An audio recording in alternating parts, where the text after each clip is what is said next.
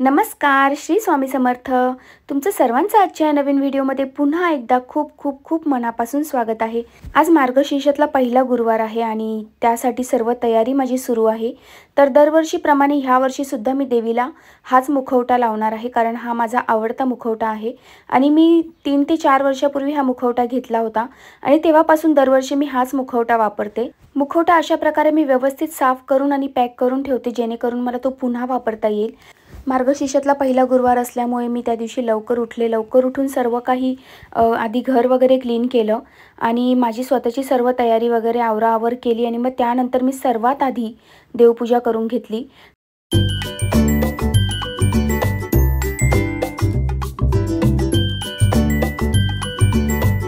असं काही सणवार असले की दारात रांगोळी छान वाटते आणि मी हे रांगोळीचे साचे आणल्यापासून मी डायरेक्ट यामध्येच रांगोळीचे रंग भरते, कारण खाली लादीवर रांगोळी टाकल्यानंतर खूप कचकच होते आणि खूप लहान मुलं पण तिथे आमच्या इथे खेळत असतात, त्यामुळे ते रांगोळी पण पसरवून टाकतात आणि अशा प्रकारे डायरेक्ट साचा नेऊन ठेवला बाहेर तर कोणीच पुसत नाही आणि दिसायलाही छान दिसतं।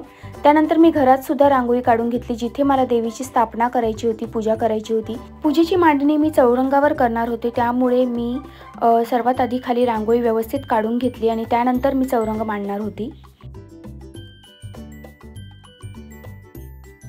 कोणतीही रांगोळी काढताना ती फक्त सफेद रांगोळी कधी टाकू नये असं म्हणतात, त्यामुळे मी एक गुलाबी रंगाची रांगोळी त्यावर पुन्हा रिपीट केली, कारण पूर्ण सफेद रांगोळी कधी काढू नये असं म्हणतात। तर अशा प्रकारे माझी धावपळ सुरू होती। मी माझा चौरंग वगैरे क्लीन करून आणून ठेवला होता रांगोळीवर आणि मग हळूहळू पूजेची मांडणी करायला मी सुरुवात केली।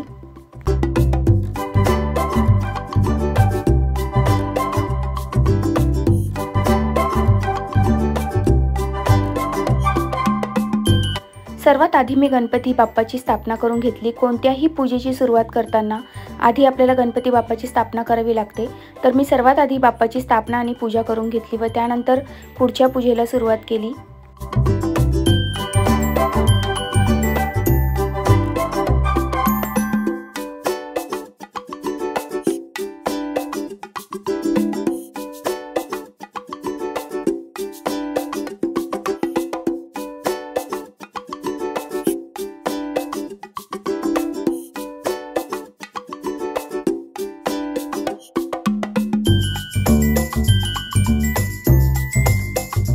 माझ्याकडे जे श्रीयंत्र आहे ते सुद्धा मी या पूजेमध्ये मांडलेलं आहे खाली व त्यानंतर मी नैवेद्य दाखवला, तो म्हणजे 5 फळांचा आणि व्यवस्थित पंचोपचार अशी पूजा करून घेतली, कारण त्यानंतर मला पोथी सुद्धा वाचायची होती।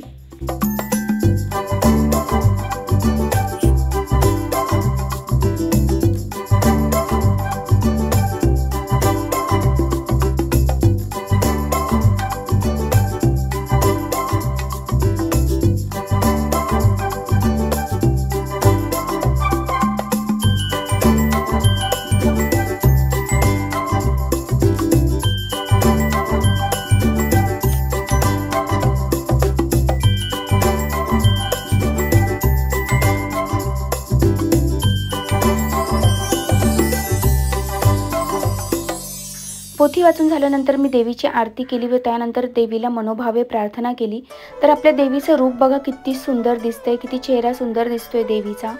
चेहऱ्यावर अगदी तेज आलेलं आहे।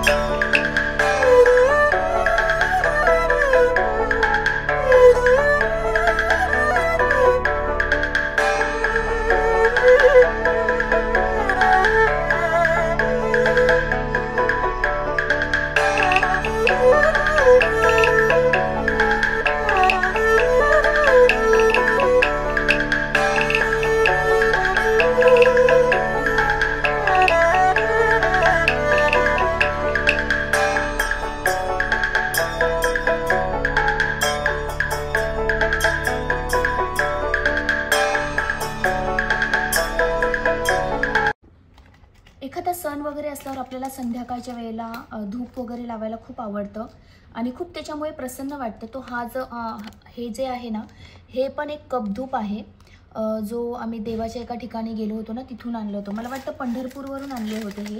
आणि हे अशा प्रकारे हे बघा, मी किती यूज केलेले आहे, याच्यामधले बऱ्यापैकी मी यूज केलेले आहेत. आणि त्याच्यामध्ये हे अशा प्रकारे कप धूप असतो आणि इथे आपल्याला पेटवायचा असतो आणि त्यानंतर एकदम घरामध्ये छान असा धूप आणि धूपाचा सुगंध सगळीकडे पसरतो. तर आता मी हे प्रज्वलित करणार आहे. त्याच्यामुळे घरामध्ये एकदम सुंदर असं वातावरण तयार होतं. आणि ही जी प्लेट आहे ती ॲक्च्युली आपल्याला धूप ठेवण्यासाठी दिलेली असते. हा धूप कप असा ठेवायचा असतो त्याच्यामध्ये. पण माझ्याकडे मातीची छोटीशी पंती होती, तर मी त्याच्यातच यूज करत होती. झाल्यानंतर मी यामध्ये थोडासा, याला गुगुळ बोलतात, गुगुळ. तर ह्याच्यामुळे घरात खूप अशी पॉझिटिव्हिटी येते आणि संध्याकाळी बत्तीच्या वेळेला वगैरे असा गुगुळ याच्यावर, गुगुळ आणि लोबान दोन्ही एकत्र आहे याच्यामध्ये. तर अशा प्रकारे मी थोडासा गुगुळ आणि लोबान जे आहे ते याच्यामध्ये आता टाकलेलं आहे. म्हणजे घरात जर काही निगेटिव्हिटी वगैरे असेल तर ती जाते आणि घरात पॉझिटिव्हिटी आपल्याला फील होते. आता हा धूर मी पूर्ण घरभर फिरवणार आहे.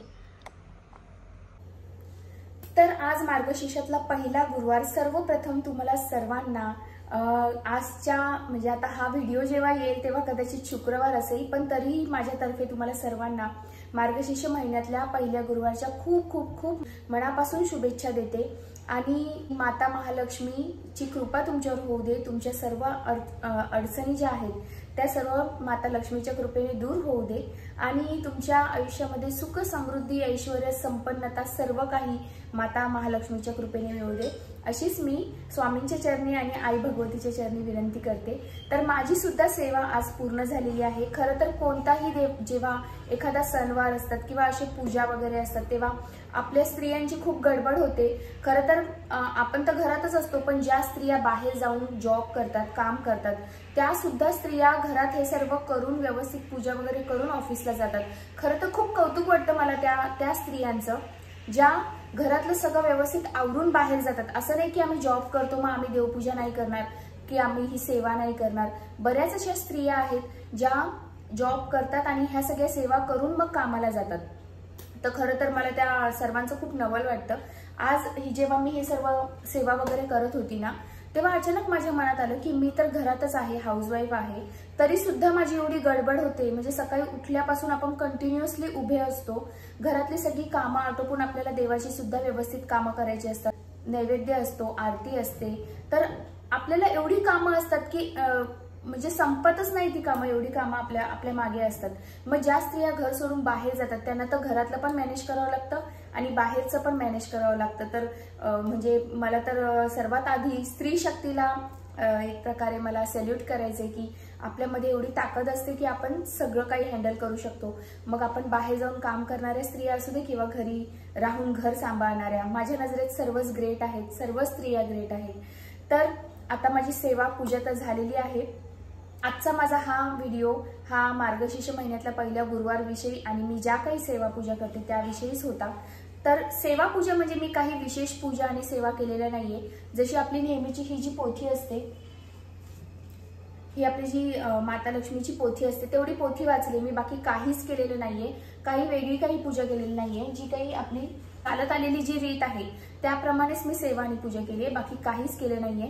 पण ती पोथी वाचल्यानंतर सुद्धा एक प्रकारचं समाधान आणि एक प्रकारची शांतता मनाला मिळते.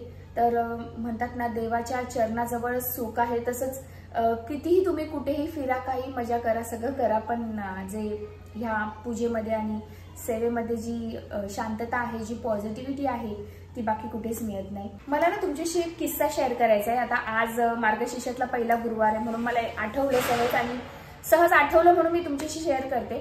तर आम्ही जेव्हा लहान होतो ना तेव्हा आम्ही चाळीत राहायचो मुंबईला. तर चाळीमध्ये तुम्हाला माहिती आहे ना की किती छान वातावरण असतं, एकदम मस्त, सगळे एकमेकांकडे जातात येतात, एकमेकांशी गप्पा वगैरे मारतात. आता फ्लॅट सिस्टीम मध्ये कसं सगळेजण दरवाजे बंद करून आपापल्या घरात बसलेले असतात, तसं चाळीत नसतं. चाळीत फुल धमाल असते. आणि आमचं बालपण इतकं सुंदर गेलंय चाळीमध्ये की मला तर आता म्हणजे आता ते सांगायला लागलं तर आपला विषय वाढून जाईल. तर मी मेन मुद्द्यावर येते. तर आम्ही लहान असताना ना घरोघरी सर्व बायका मार्गशीर्षातले गुरुवार करायच्या, म्हणजे माझ्या मम्मीच्या मैत्रिणी वगैरे, आजूबाजूच्या बायका वगैरे. तर सर्वांची लाईनी तशी घरं असायची आणि सगळेजण मार्गशीर्षातले गुरुवार करायचे. आणि जेव्हा आम्ही शाळेत जायचो, आमची सकाळची शाळा असायची, 7:30 ते 12:30 आमची शाळा असायची. तर 12:30ला शाळेतून आल्यानंतर ना आमच्या चाळीमध्ये एंट्री केल्या केल्या ना एकदम छान असा अगरबत्तीचा वगैरे सुगंध यायला लागायचा. तर मला वाटायचे 12:30 वाजता कोण पूजा करते, पण मग तेव्हा मला क्लिक व्हायचं की हा मार्गशीर्षातला पहिला गुरुवार आहे म्हणून सर्व बायका पूजा करत असतील. मग जेव्हा मी माझ्या घरी जायची ना तेव्हा माझी आई सुद्धा अशी व्यवस्थित अशी माझ्या आईने पण पूजा मांडलेली असायची आणि माझी आई माझी वाट बघत असायची. जेव्हा मी जायची मग मम्मी मला बोलायची की तू फ्रेश हो, तोंड हातपाय वगैरे धू आणि आज पोथी तुला वाचायची. आणि मग तेव्हापासून माझ्या मम्मीने मला सवय लावली की शाळेतून यायचं, तोंड हातपाय धुवायचं, देवापुढे बसायचं, म्हणजे जेव्हा जेव्हा गुरुवार असेल तेव्हा हा मार्गशीर्षातला, तर ती पोथी मम्मी मला वाचायला सांगायची. आणि तेव्हा मला एवढं व्यवस्थित वाचता यायचं नाही, पण तरी मम्मी बोलायची तू वाच, काही फरक नाही पडत. आणि आम्ही तर मराठी मीडियम वाले, त्यामुळे आम्हाला मराठी तर वाचता येतच होतं, पण एकदम परफेक्ट नव्हतं, थोडंसं कमी येत होतं, पण तरी मम्मी बोलायची. म्हणजे मी 5वी-6वीला असेल तेव्हा.